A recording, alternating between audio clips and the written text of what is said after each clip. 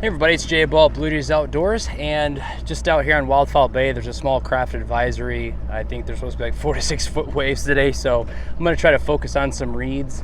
But yeah, getting a little bit later start. It's about 5:15, a little bit later than I wanted to get started, but hey, it is what it is. Unfortunately, this doesn't pay the bills, so I had to work my normal job. But anyway, getting over here a little bit late, got a couple hours of fish. I'm going to try to get to the reeds and throw a frog and maybe a jig, but yeah, it's going to be super windy. So we'll just have to wait and see what happens. So hang out with me and yeah, see if we can't get a few fish. Stay tuned.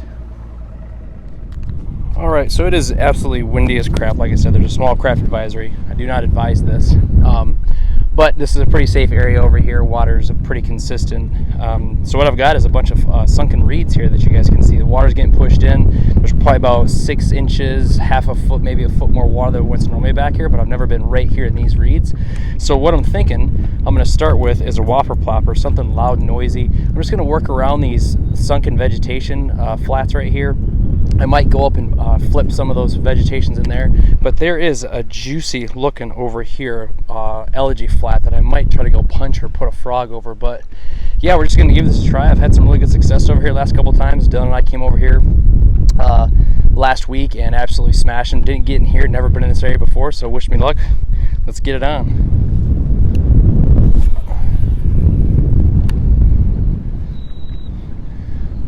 So it's super noisy, and like you guys saw in one of my last videos, it wasn't this windy by the reeds, but I need to try to counteract the noisy reeds and wind with something loud and noisy. And I don't know if a whopper plopper is going to get it done right now, but I'm just kind of in search mode right now. Water's got a lot of stain to it. Again, I'm not sure what to expect over here. I've never fished in this kind of wind in these reeds. It might have all those fish just pushed farther back into the cleaner water, but like a lot of people talk about, fishing the wind-blown side of the lake, wind-blown point, I think this is where I need to be, because this is where the wind's blowing the past day and a half. All the bait and everything that's been in the bay should be pushed up in here, so I'm going to get up here a little bit closer and throw a frog and see what we can do. Oh man, he was right there. You guys saw that or not, but I missed him.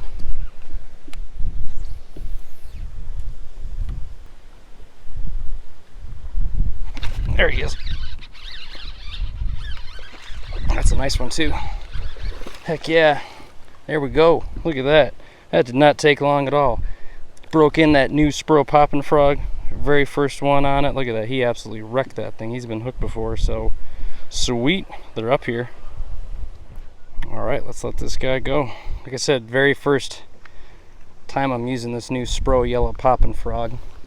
I picked it up because Dylan Grubb from Extreme Outdoorsman, it's one of his favorite colors, he says, especially on sunny days.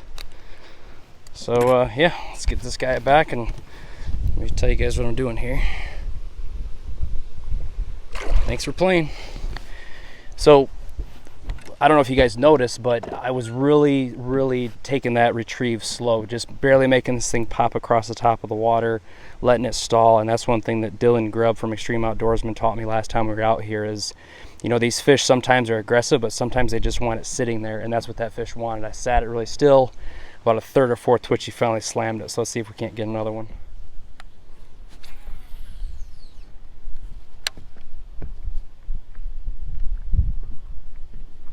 There he is. And that's why I use 65-pound braid. Nice. Look at that. Second time was a charm. I'll tell you, I'm starting to like this yellow. I am starting to like this yellow, that's for sure. Let's get a quick picture of him. Alright, let's let him go. Not a giant, but still fun. Sweet.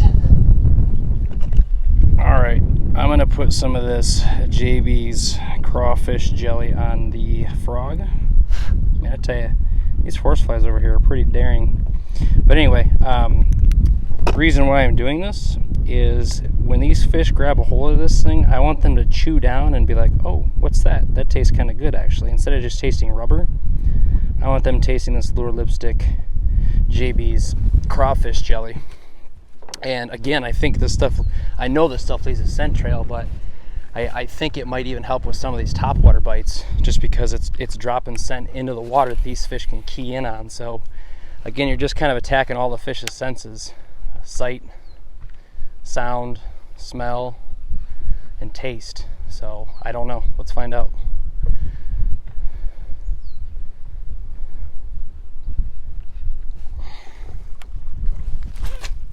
Ooh. One sounded bad, but it might not be too bad.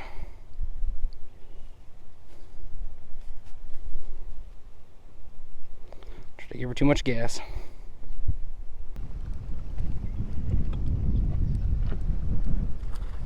Oh man. What in the world?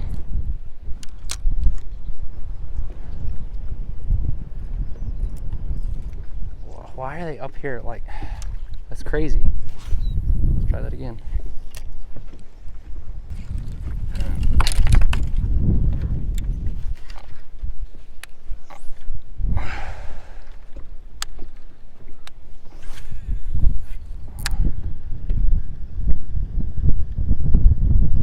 Oh!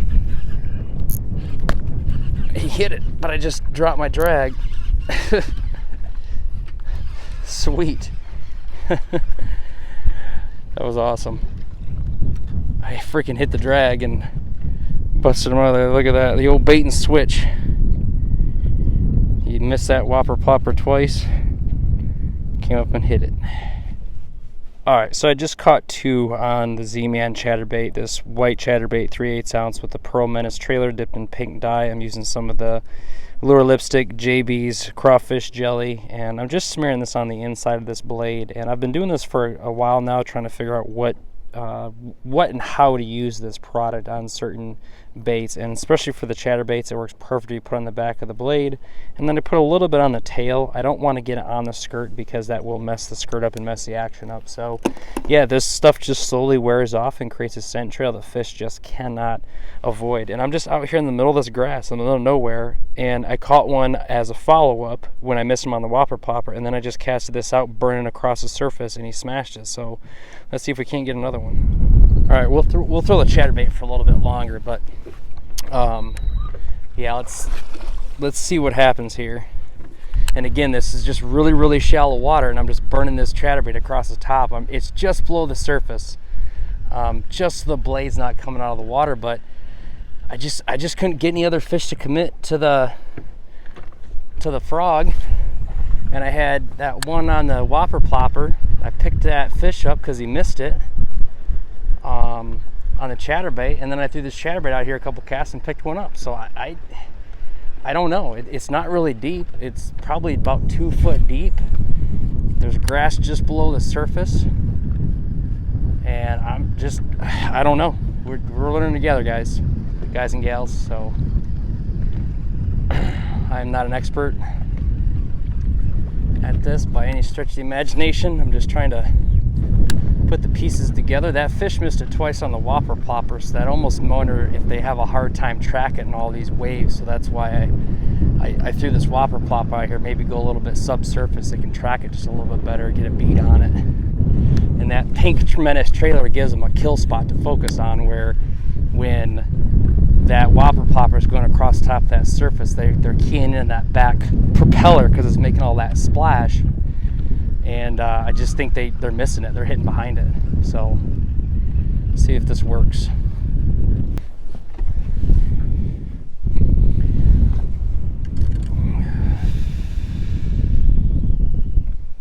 All right, let's let him go.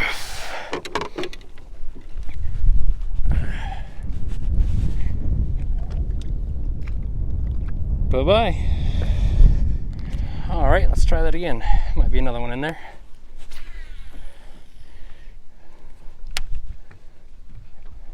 One missed a whopper plopper, and I caught him on a chatterbait in the middle of nowhere. Then I caught another one on the chatterbait in the middle of nowhere. And then just this one on a frog in these reeds. So, and that one wanted it on the pause. So bass fishing can be very confusing.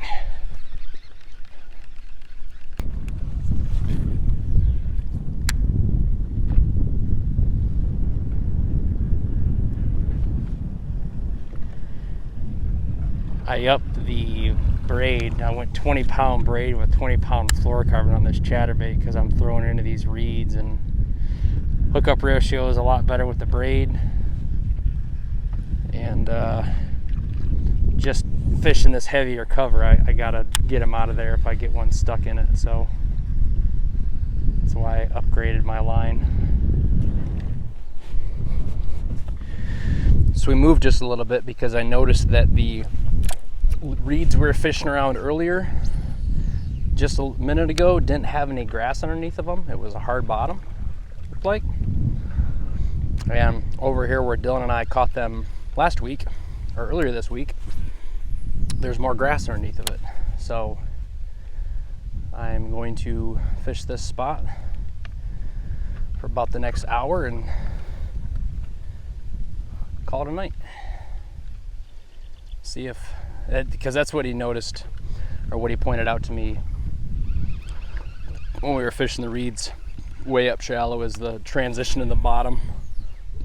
So hopefully we can make something happen back here.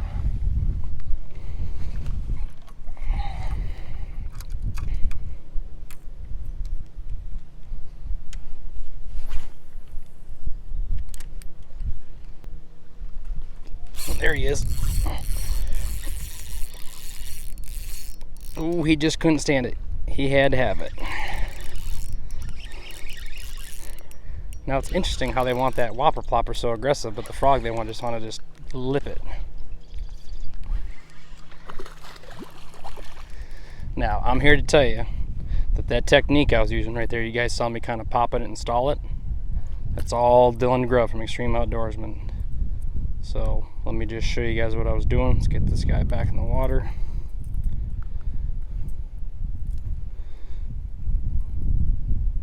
He just taught me this last week, and I have a ton of confidence in a whopper plopper. So check this out. We'll just toss it out here real quick so you guys a little tip and trick. If I can get it unspun from my rod tip. There we go. All right, so Dylan was watching me work this whopper plopper earlier this week. Said, hey man, why don't you try to speed that thing up by dropping your rod tip. So what he means by that is, so as you're reeling it in, I just drop the rod tip, you can see how it picks up, throws a little bit more splash. That's what I was doing that time. I was just pulling that whopper plopper ever so slowly and then dropping the rod tip. So just reeling it in, dropping it, speeding it up. It almost makes it act like it's trying to run away. It's breaking up the cadence. And that's exactly what that fish wanted. Now I threw the frog up there and it didn't touch it.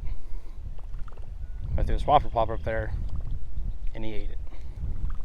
Not sure why.